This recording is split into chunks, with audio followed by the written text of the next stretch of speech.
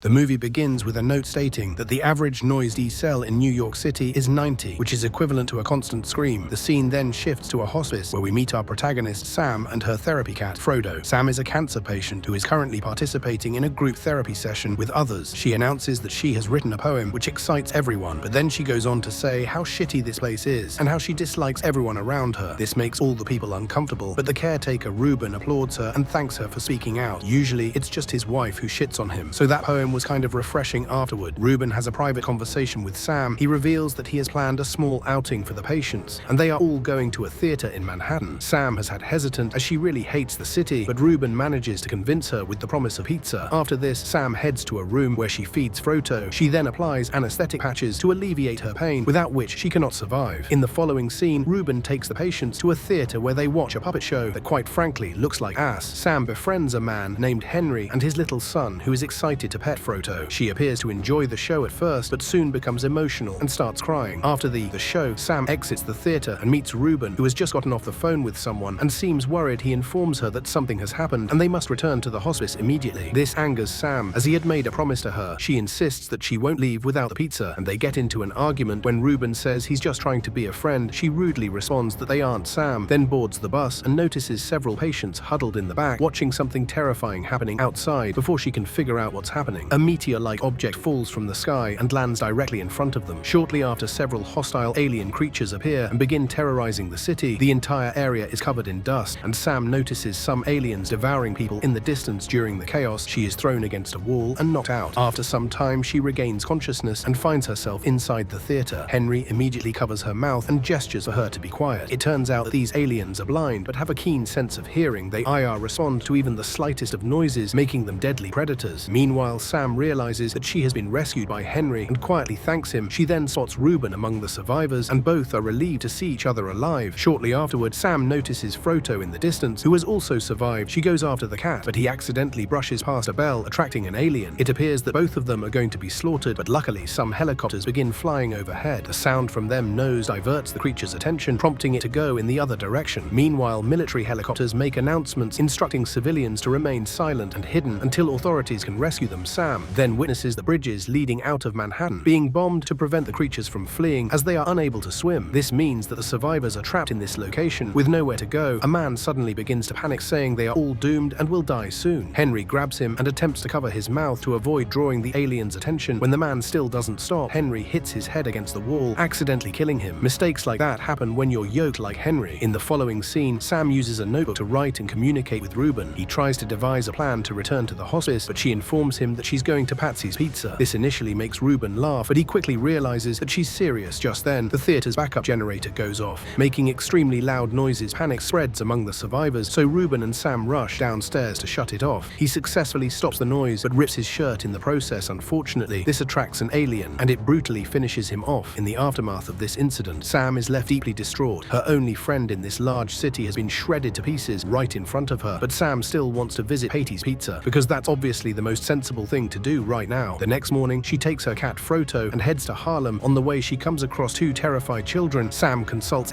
them and shares her candy to make them feel better. Not long after, the military announces plans to evacuate civilians from South Street Seaport via boat because the creatures are unable to swim. This fills the survivors with hope, and they start rushing towards the evacuation point. Unfortunately, the aliens are quickly alerted by the noise and start attacking the people. The city then descends into chaos, and Sam is separated from Frodo. "We find you again, Mr. Frodo. I swear it." She narrowly escapes being trampled and hides under a car for safety. After the chaos subsides, Frodo is seen wandering through the streets looking for water. He comes across another survivor named Eric in a large puddle. The man seems to be having a panic attack and is crying. His hair may have been blown off, but he did escape from the upside down at this moment. Sam eventually finds her cat and embraces him in tears. She then continues on her journey despite the constant danger. Eric, who doesn't want to be left alone, starts following her as well. Soon after, it begins to rain, which allows them to talk quietly. Sid advises Eric to go in the opposite direction where he can find a boat to escape. However, he says that he's very scared and insists on walking with her. In the next scene, they arrive at Sam's apartment only to find the door locked. She then instructs Eric to kick it open right when thunder strikes. The plan works, and they eventually manage to enter her room. As Sam searches for her medication, they formally introduce themselves. Eric reveals that he's a British man studying law in New York. Sam also opens up about her cancer and how she doesn't have much time left to live. She tells Eric about her plan to visit Patty's Pizza before she dies. Upon hearing this, Eric feels bad for her and offers offers to accompany her to the pizza store. Sam tries to explain that it's dangerous, but he insists. While they are talking, Eric comes across a book of poetry written by Sam and learns that she is a published author. He also discovers through her poems that her father used to play the piano. When the lightning and thunder become more intense, the two begin to scream and release all of their frustrations. The next morning, Sam gets up early and heads to Harlem with Fru, but it doesn't take long for Eric to find them, so she reluctantly has to bring him along. As they try to quietly navigate through the streets, they make an unintentional noise. This attracts a horde of aliens who begin chasing them mercilessly. The trio then seeks refuge inside a building, but the aliens show up there as well. Fortunately, before anything tragic can happen, Eric comes up with a brilliant idea. He sneaks outside and throws a rock at a car window. This causes the alarm to trigger, diverting the aliens' attention momentarily. Following this, Sam and Derek enter a subway tunnel, which is covered in blood and debris. It turns out that a collapse has disrupted the train system, causing flooding in the tunnel. With no other choice, they navigate the murky waters and travel down the makeshift river. Moments later, an alien descends from a collapsed portion of the ceiling, searching the tunnel for any humans. Eric begins to panic while submerged in water up to his neck. Sam tries to silence him, but the alien hears the noise and follows them. Fortunately, the exit is filled with water, which causes the alien to drown the duo, then manages to escape with Frodo and eventually arrives at a church. Shortly after, Sam begins to feel very sick and needs her medication for the pain. This worries Eric, so he asks for the names of her medicine. After getting the information he needs, he sets off alone in search of a pharmacy. He soon arrives at one where he manages to find her anesthetic patches. On the way back, Eric is briefly startled by someone's presence, but it turns out to be the cheeky cat. After a while, they arrive at the burning rage of a structure that has been completely taken over by the aliens. Eric begins to panic again, but the mature cat guides him out of there safely. "I may be the cat, but you're the," says Frodo. They then return to the church with Sam's anesthetic patches, bringing her great relief. Shortly after, Sam reveals the actual reason for her obsession with Patty's Pizza. She tells him about how her father used to take her to a jazz club where he played piano afterward. They would always go to Patty's Pizza, which was close to the club. Sam states that since she is going to die anyway, she's determined to relive a childhood memory one last time. When Eric asks where her father is, she responds that he passed away a long time ago. The following day, the trio sets off again in search of Patty's Pizza. They eventually make it to the restaurant, only to find its windows smashed and its facade broken. Sam and Dirk sit silently for a moment before hugging each other tearfully. He suggests that they go to the old jazz club where Sam's father used to play, and she agrees. When they arrive, Eric asks her to wait and heads to look for leftover pizza in nearby restaurants. He eventually manages to find one and writes PSIs on the box. After this, he returns to the jazz club to share it with Sam, which makes her extremely happy. The three of them then eat the leftover pizza, and Eric also entertains Sam by dancing and performing a card trick for her. Following this touching scene, they head outside to see the river where a boat transporting a group of survivors is leaving the dock. Since the aliens are unable to swim, they are intensely searching the city for any remaining humans. Seeing this, Sam, her yellow cardigan to Eric, and also hands Frodo to him. It's clear that she wants them to survive, even though she might not live much longer. Eric understands what she's doing and bursts into tears. However, Sam urges him to be brave and heads off to cause a ruckus. She runs in the opposite direction of Eric and starts smashing car windows to draw the aliens' attention. Moments later, Eric finally gets up and runs for the docks. He inadvertently kicks a rock, causing a sound that prompts the aliens to follow him. However, just as they're about to catch him, he dives into the water with Frodo. It turns out Henry is on one of the boats that's about to leave. He soon notices them and stops the boat just in time for them to climb up. After the near-death experience, Eric discovers a farewell letter from Sam in the cardigan pocket. Fortunately, the paper seems to have been waterproof. She tells him to take care of Frodo and thanks him for making her feel alive and free. For the first time in years, Sam is especially thankful to Eric as he took her to the place where she always found comfort in the memories of her father. In the final scene,